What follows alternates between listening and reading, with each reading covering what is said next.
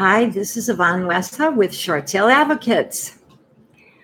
Welcome to our short sale session. Today, we're going to talk about how do I process a short sale? Not me, but how does a homeowner process their short sale? The first thing that they do, did I introduce myself? Yvonne Wessa, Short Sale Advocates. Now we'll start.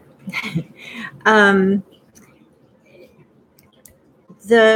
general feeling that homeowners get when they find themselves in trouble or facing a situation where they have to sell the house and feel like it's not possible, and they start asking friends and relatives about opinions.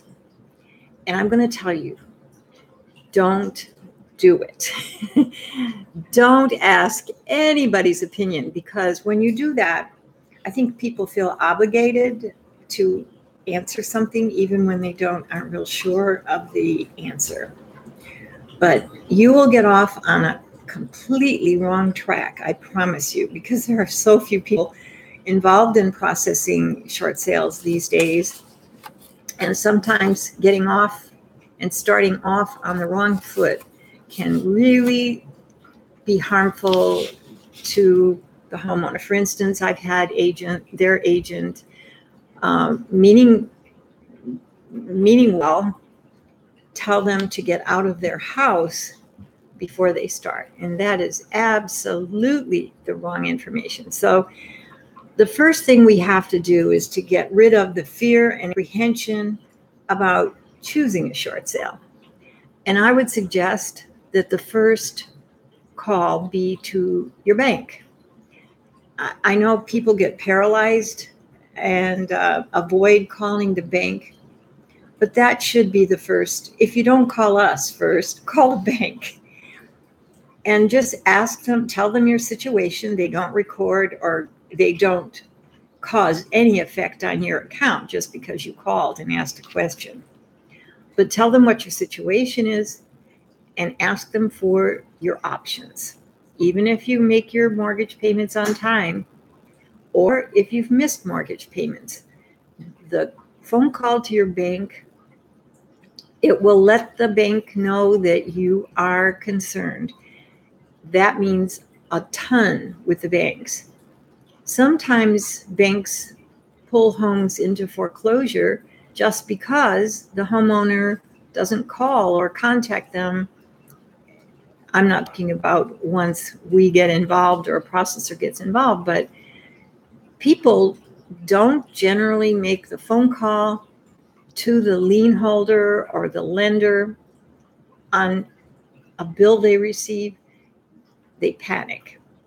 So first call to your bank. Now, I'm not suggesting that you ask the bank for their opinion, because the person you speak with will not be a short sale expert.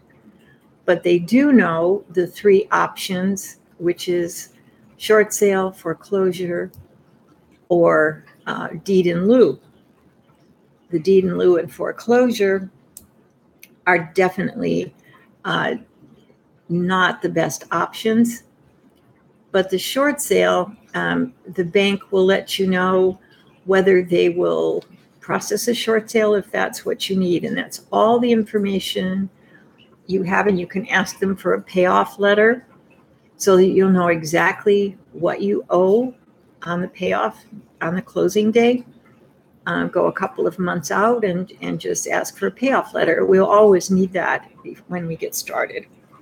So let me just check my notes here. The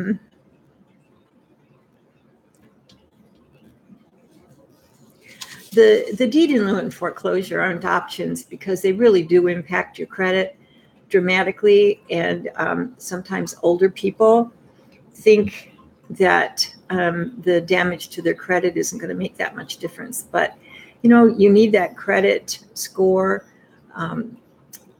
it may affect your ability to get some jobs in your life, and you just can't foresee the future. So, and the foreclosure stays on your report for, I think, forever.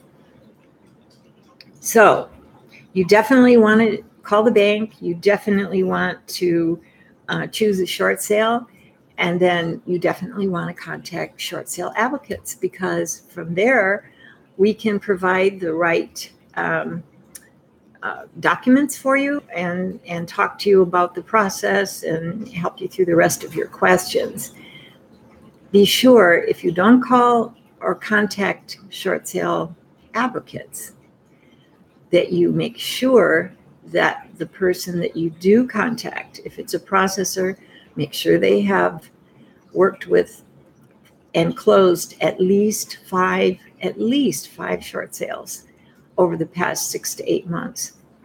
And that I've been doing this more than 6 months. So, but we would be happy to answer your questions.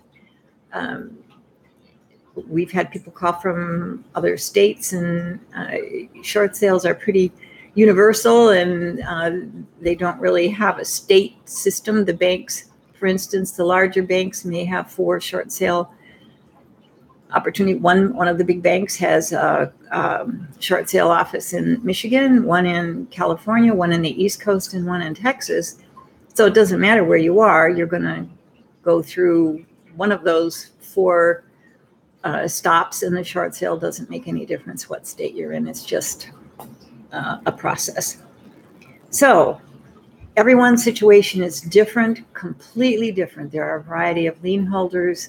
So you may have a similar hardship to someone else, but the bank might be different, and the investor might be different. So if you have any short sale questions, or if you want to talk about your own situation and see how to proceed, or if you qualify, contact Short Sale Advocates, LLC online, or 314-590-3785.